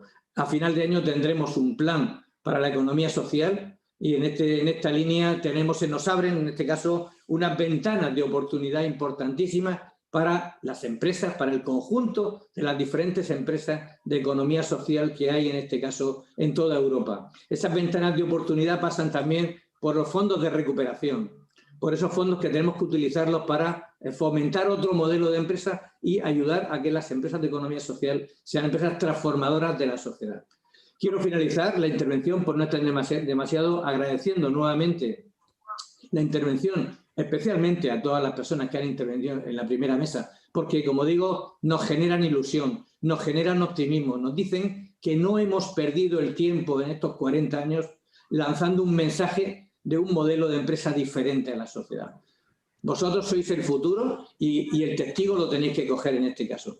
Y quiero que mis últimas palabras sean para agradecer a Ulla Engelmann el trabajo que ha realizado desde su puesto de trabajo en todos estos años en los que ha dirigido la Dirección de Economía Social, porque sé que pasa a otros menesteres y quiero aprovechar, porque no sé en qué momento podremos tener esa oportunidad para agradecerle ese trabajo que ha tenido con la economía social y ese compromiso para desarrollar. Ella es en parte culpable de que ahora podamos tener este año también un plan de acción para la economía social. Muchísimas gracias y nos habéis dado a todos una dosis de ilusión para el futuro. Gracias. Thank you very much, Juan Antonio. Muchas gracias. And yeah, I think that today already we are doing a bit what you were suggesting to a certain extent. We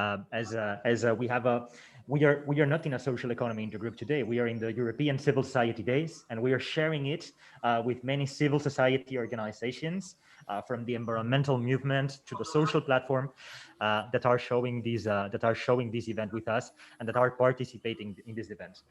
And from the president of Social Economy Europe to the president of Cooperatives Europe, Mr. Jean-Louis Boncel, good morning. Mr. Boncel, in your experience as president of Cooperatives Europe, but also as president of the French cooperative movement, and with a long-standing experience in the cooperative sector in France, and particularly in cooperative banking, what will you take away from this exchange for your work? And what recommendations would you have for the policymakers that are present today, Alicia Holmes, Mrs. Engelman, but also the other MEPs and heads of unit that participated with us? Okay, thank you so much for inviting me to attend this panel. The first thing I want to say, my first feeling is joy for what I heard this morning. And of course, I want to thank all of you who first designed this webinar. I want to thank, of course, all the institutions that back this process. And of course, my intention is to address to the young people listening, and of course to the institutions, to the European institutions. Cooperative Europe is the representative body of all co-ops in Europe, not only EU, but wider Europe, since it is a geographical Europe in the sense of the Council of Europe. And that's important to understand, that cooperatives, they are at the heart of the way we built up Europe, not only in the EU, but globally. It stands on the side of the freedom of everyone to decide, to choose their own future, to build up their own future. This is why, whichever forms we do get into, we have to be entrepreneurs in different ways, because in the past, and now it's growing up, again, this idea, entrepreneurs meant just to get rich. It's not the point. It's just to be someone active, trying to be useful to its own family or the surroundings and widely. That's the first thing. That's why the civil society is so important in the European model. That's something we have to understand. We have built up things in the years, as it was said by Juan Antonio just before me, and okay, Giuseppe, Juan, and myself were on the side of, we started acting quite a few years, and to see all those people around the screen and people listening, it's first so grateful that things have moved. We want things to move faster, to move wider, to move further on, but it is important. So thank you for the Commission, for the European institutions to be involved, the Parliament with the MEPs who attended, and of course Mrs. Engelman, who has been so much active in pushing things forward. With the members of the Commission, of course, I want to thank the President herself, of course, Mr. Schmidt. And now we have someone very interesting who's been appointed. He's not member of the Commission, but he's working inside the institutions, is Nicolás Dimarco, who is even himself a young person, is someone we can use as a way to transmit and to exchange with. I want to, every one of us, and what happened today could be a good occasion to build up a new way of pulling not only the arm of the European institutions, but even the national government. You know that now there is this EU recovery plan, Next Generation EU. The name itself is interesting, Next Generation EU. And this money coming from Europe will be sent to the governments, the national governments. So it's important we not only pledge at the European level, but we have to coordinate to be stronger at the national level. So one thing we're gonna do at Cooperative Europe is trying to help in countries where the civil society has not yet some institutions locally to press on the national government to drive this European money towards the social economy sector. Because in some countries like France or others, there are national apex that could be active, but we have to help other countries where it's still not so much important. So that's the right moment to gather, to exchange good practice, to help each other so that the European money could reach through the national government, could reach new entrepreneurship in social economy sectors. Of course, it's not yet voted on at all stages, but there is no reason to not to keep hope on this next generation plan, and that's the right opportunity for us, for the young generation, to take the power to make good and to build a better world. Thank you. Thank you so much, Mr. Boncel. I would like to now move to the final speaker that will provide some closing remarks. I think we've already heard some praise from you from both Mr. Boncel and Mr. Pedreno. So we would like for you to tell us a bit more about your commitment and the connections between the takeaways that you've heard from the people speaking before you and in the previous panels as well, on what connections you can make from what you heard here today to the work that the Commission is already doing and the work that you plan to do. So Ulla Engelman, please go ahead. You have the floor. Okay, thank you very much, and I'm very pleased to be able to participate in this event, and also with all this refreshing contribution, as also the other panelists had said. It is very helpful for our own motivation to listen to these testimonies we had in the panel also before. So from my side, congratulations to all of you.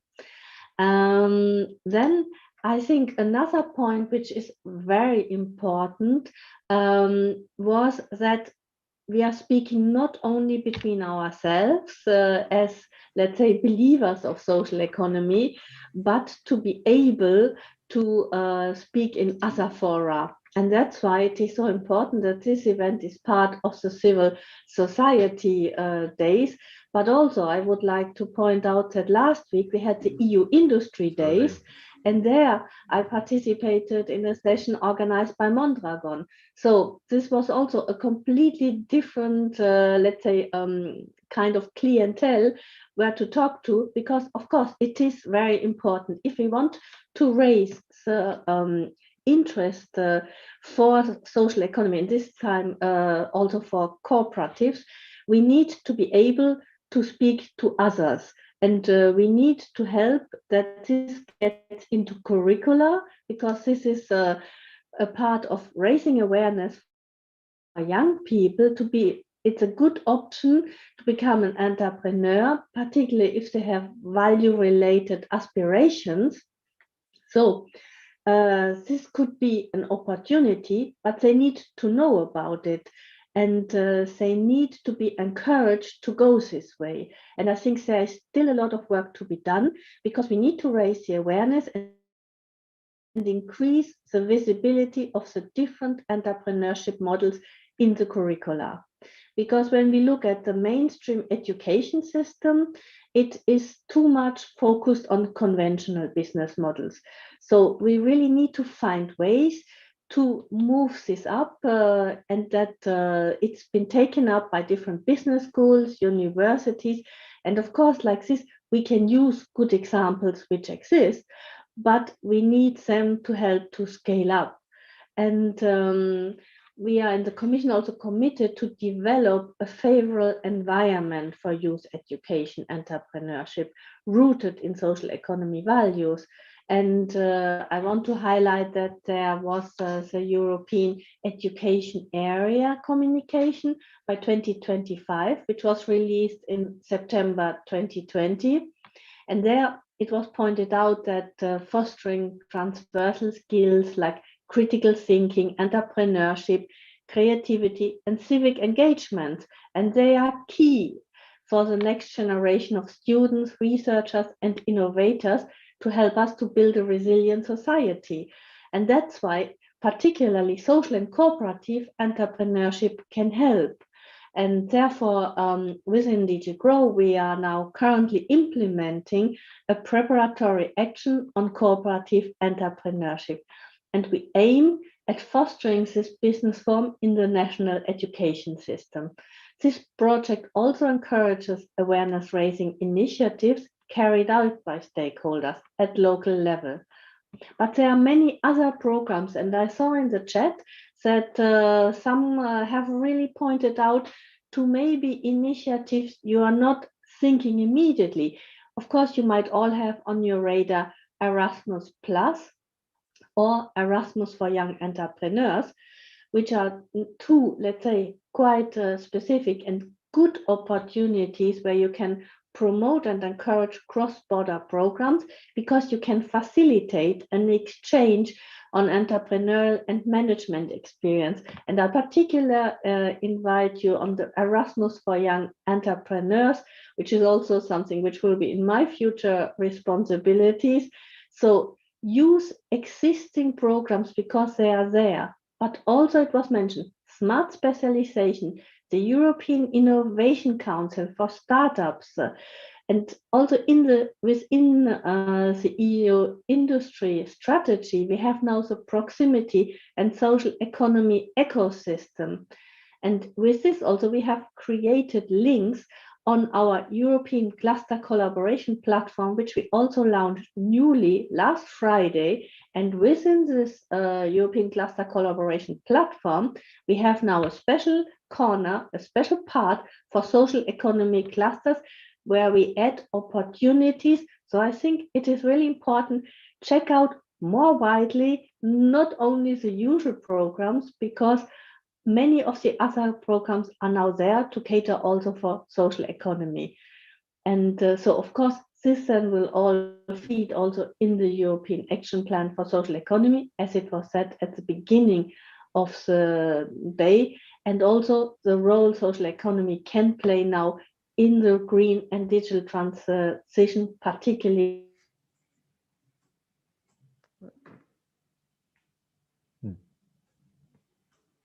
Ula? Okay, there is an internet connection issue. Yes. Yeah, now we hear you. Now we hear you again. There was a bit of a cut. Okay, so I don't know what you heard last from me.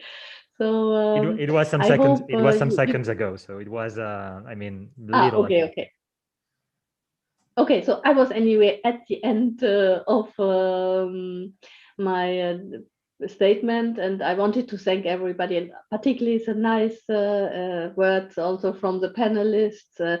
And I will move on to a different area, but nevertheless, entrepreneurship is part of what DG GROW is doing, and I'm sure also in my new function we will be a lot in contact. Thank you.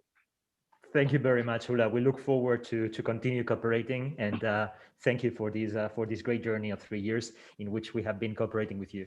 And Juan Antonio, you wanted to say something, the President of Social Economy Europe wanted to react very quickly. 1 minute intervention, Juan Antonio. Sí, muy rápido. Bueno, yo coincido con la parte que Ula estaba señalando en este momento y que el crecimiento, y recordar que el crecimiento y la creación de empresas son uno de los 3 pilares del Plan de Emprendimiento de la Unión Europea 2020.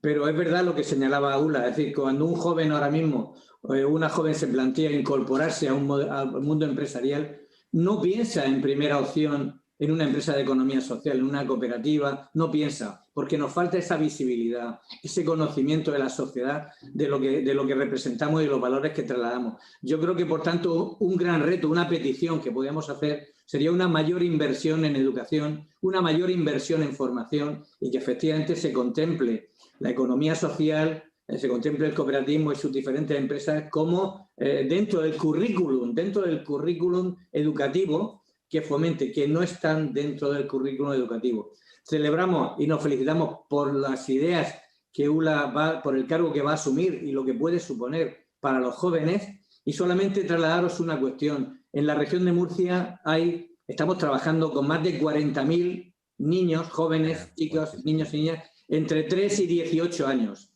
trabajando permanentemente la formación cooperativa. Vamos a hacer en los próximos meses la primera feria virtual de centros educativos de educación de España. Y por tanto os invitaremos a que podáis participar en esa feria virtual que vamos a hacer, que va a ser la primera que se va a celebrar en España. Y yo creo que todo esto anima a que efectivamente nos acerquemos y que al final la opción, cuando uno piensa en entrar en el mundo laboral, la opción de elegir un modelo de empresa de economía social que aporte unos valores y unos principios diferentes al resto de empresas, deba ser la primera en este caso. Simplemente era este mensaje. Gracias, Víctor. Thank you very much, Juan Antonio. Ana, one of our panelists also, and young leaders, I even know if it's nice, all these people. Ana and Juan Patricio wanted to add something. When these people in LinkedIn put young leaders, sometimes I have doubts, but in any case, a young entrepreneur and an example of cooperative entrepreneur. So Ana first, Juan Patricio after, and then we will close.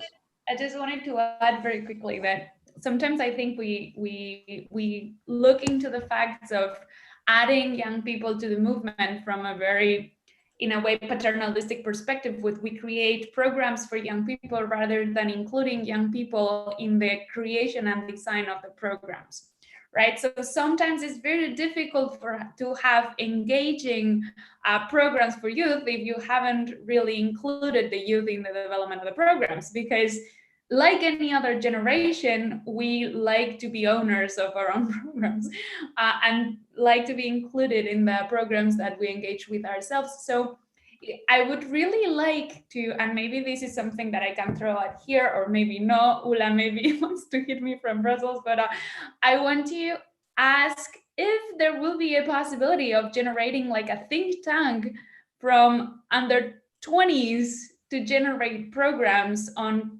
youth co-op movements, like not having the adults or the politicians or the structure generate the programs for youth, but actually having under 20s, because I don't consider myself as the responsible for youth development because I'm 30. So how can we include people like Manuela, who was here with us and I lost at some point, on the generation of programs that will engage with youth, because I know that she's going to be the one that really knows how to engage with her generation.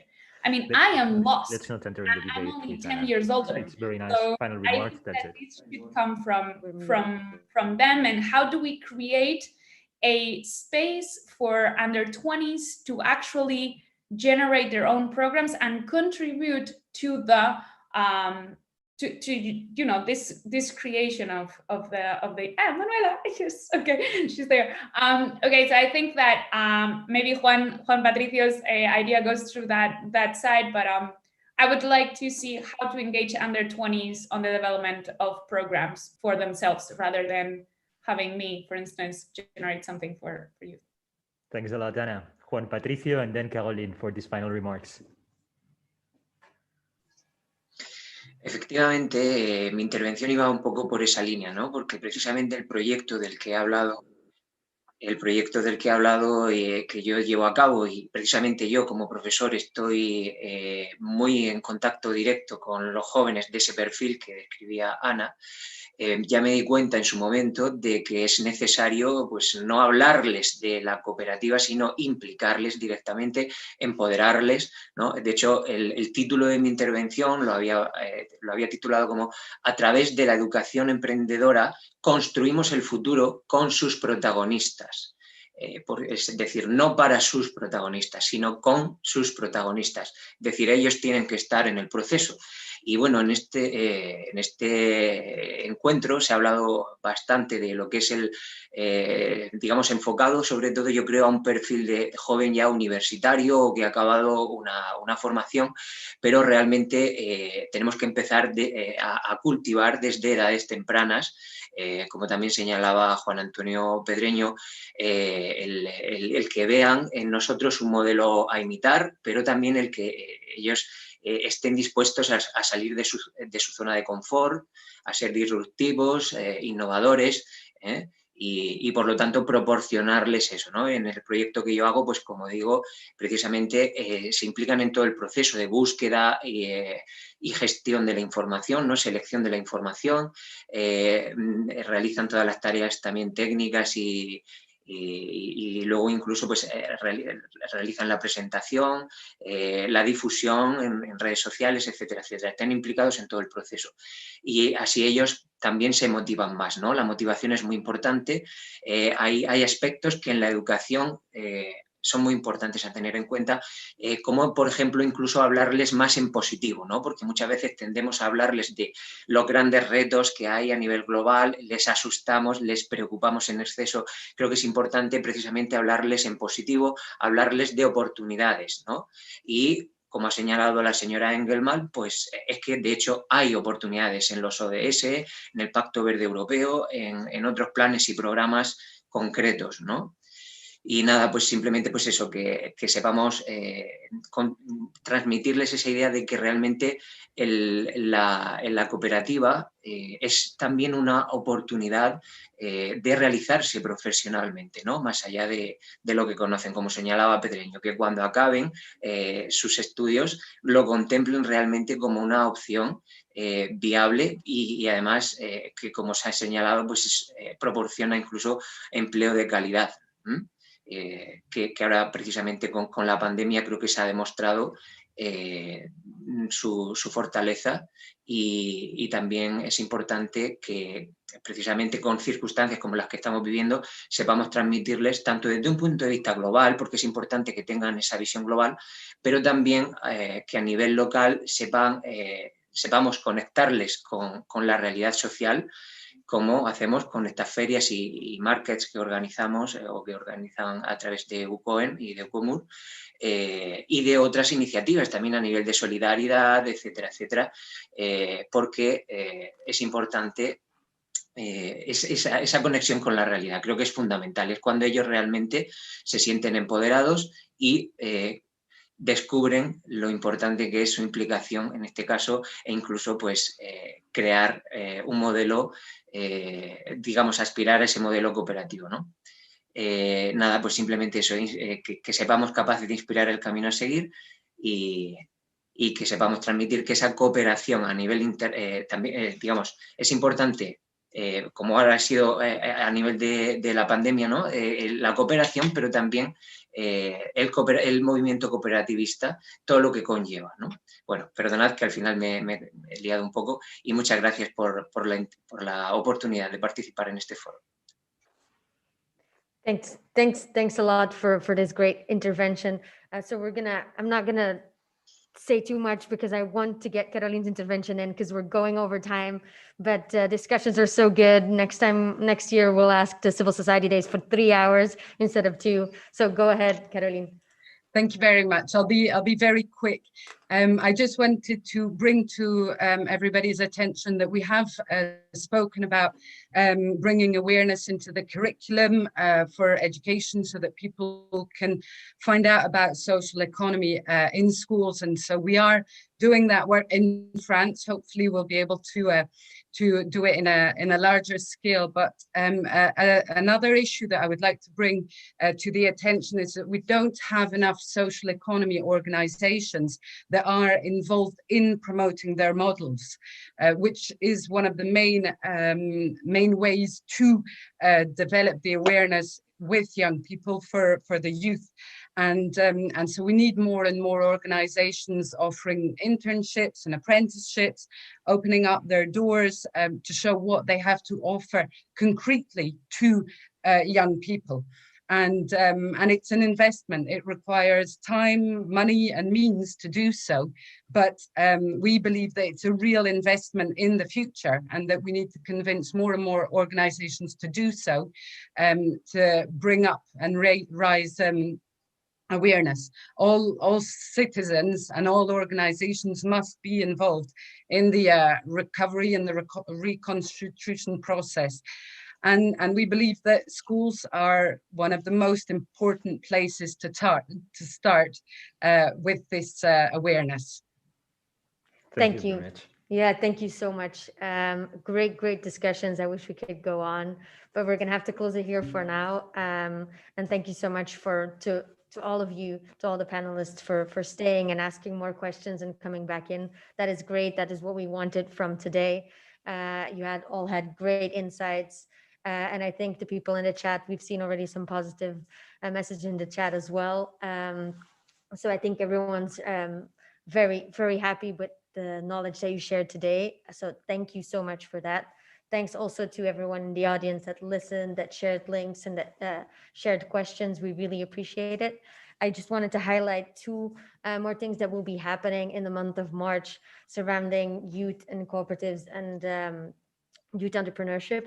Tomorrow, Cooperatives Europe, together with the other regional offices from the International Cooperative Alliance, is releasing a youth research on youth and cooperatives. Yes, and I said I was going to mention it for sure.